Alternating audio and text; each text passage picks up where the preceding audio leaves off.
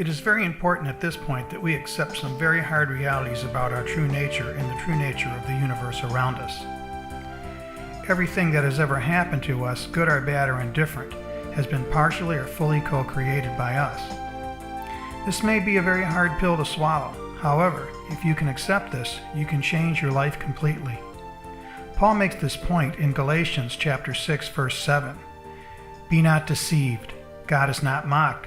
For whatsoever a man soweth, that shall he also reap.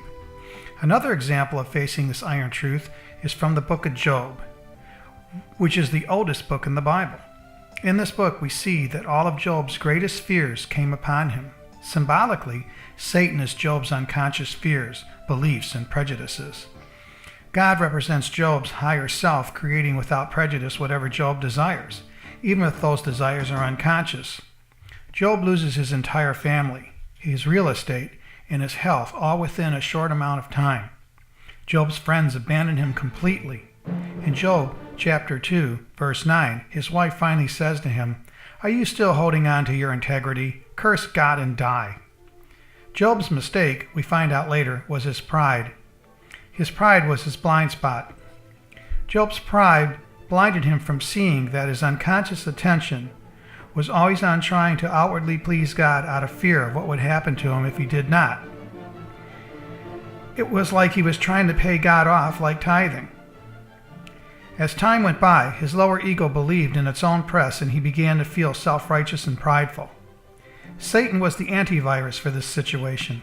Satan was the wake-up call to Job and had God's permission to bring everything, including all these disasters, against Job, showing that God, our higher self, is the creator of all our situations. The higher self co-creates with us whatever we focus on.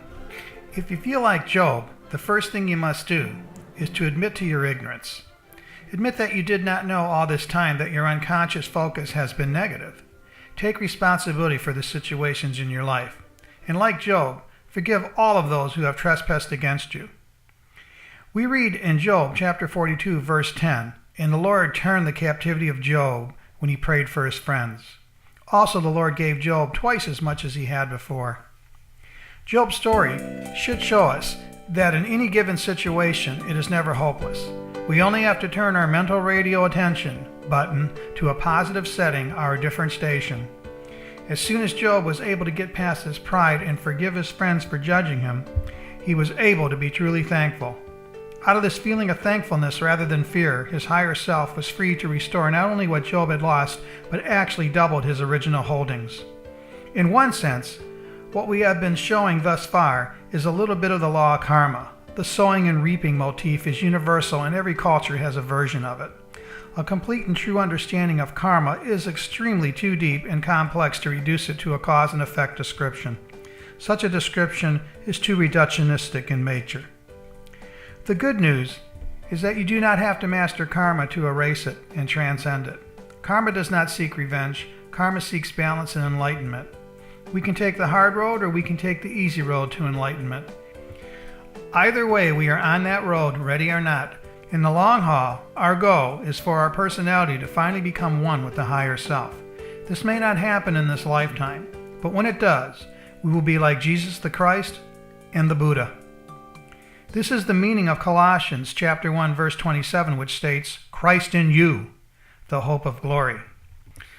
To sum it up then, in order to become experts at co-creating wealth and health in our life, we must first start by accepting the iron truth. The iron truth is just this: we are responsible for everything that has ever happened to us, past, present, and future.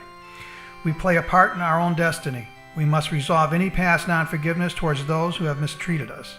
We must be thankful for our life and now be ready to take responsibility for our thoughts and intentions. Then we will be ready and able to truly consciously co-create our destiny rather than unconsciously co-create it.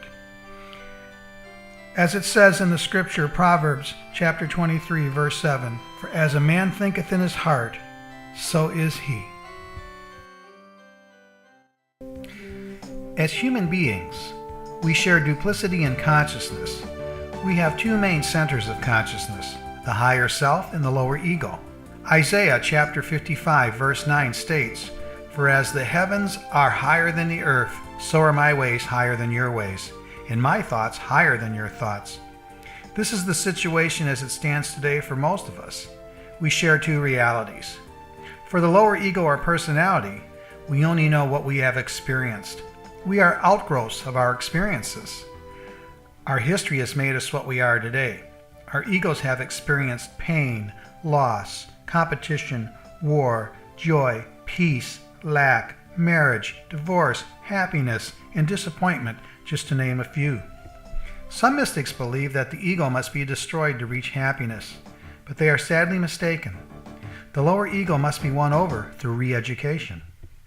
The physical brain is the organ of the personality and what I call the personal unconscious.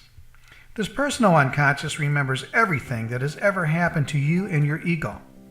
It will keep every presupposition you believe religiously without judgment. If you believe that life on earth is a dog-eat-dog life, then that is just the life you will observe. Once you have conditioned the synapses in your brain, it takes time to rewire them. Until then, you are a product of your sensory experience, and this is reality for you. By analogy, you will see the world either through black or rose-colored sunglasses.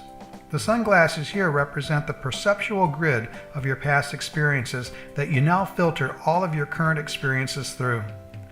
The reality of the higher self seems as a dream to the lower ego. Conversely, the reality of the lower ego, being the so-called physical world, is as a dream under the power of the higher ego, who weaves its plot and characters together effortlessly. Yes, our everyday life is only a dream from the point of view of our higher self. The lower self is born and either dies or is reabsorbed back into the higher self at the end of its journey on the earth plane. The higher self is eternal, being an individualized spark of the divine essence of God. The higher self needs you, or you would not still be here. The higher self develops its individuality through your experiences here on earth. Yet, you are not here without a life purpose.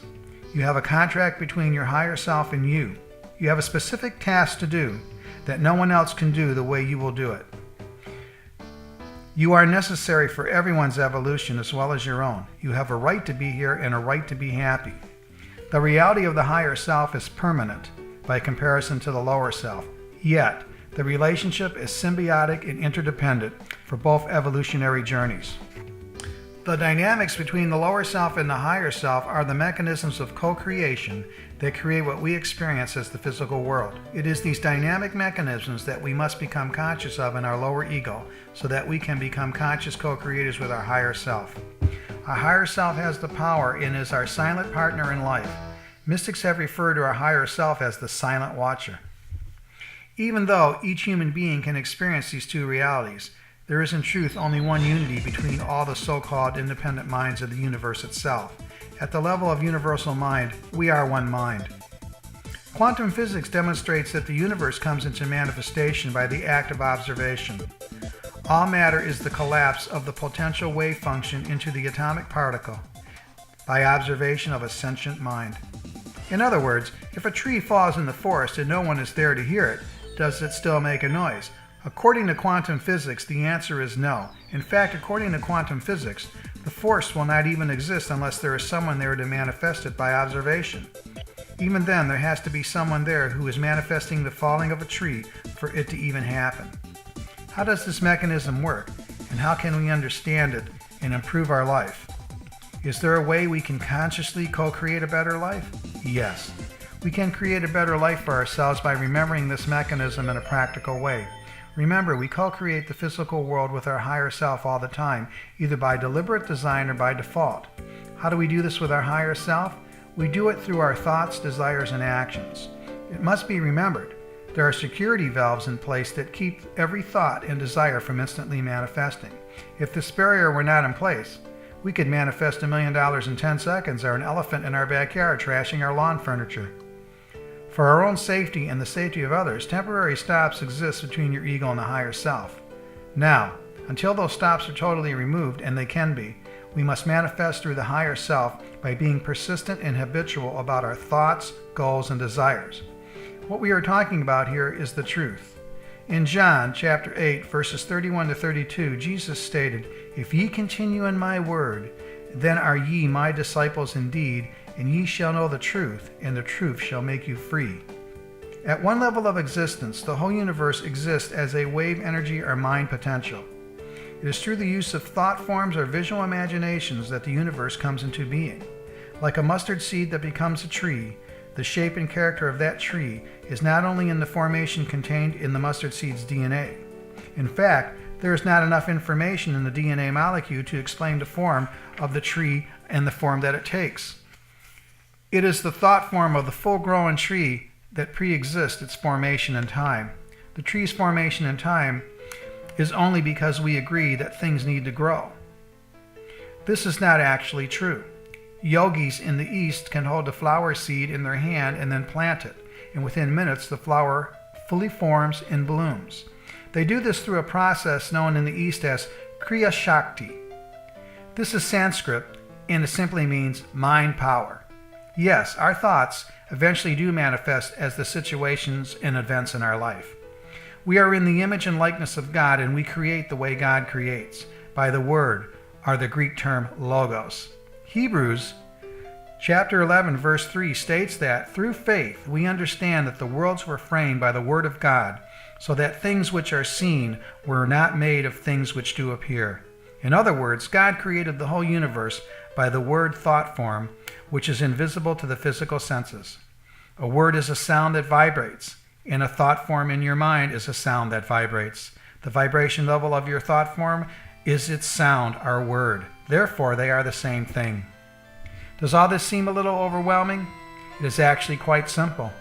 Whatever thoughts you dwell on repeatedly, whether they are conscious or unconscious, whether they are positive or negative, will manifest in your life as situations and circumstances around you. You cannot help to co-create your reality with your higher self and the rest of the universal mind. The point being made here is simple. Do you want to co-create your life consciously or unconsciously? If you do want to master your destiny, then you must take an active role in creating your destiny. This can be done by having a conscious relationship with your higher self.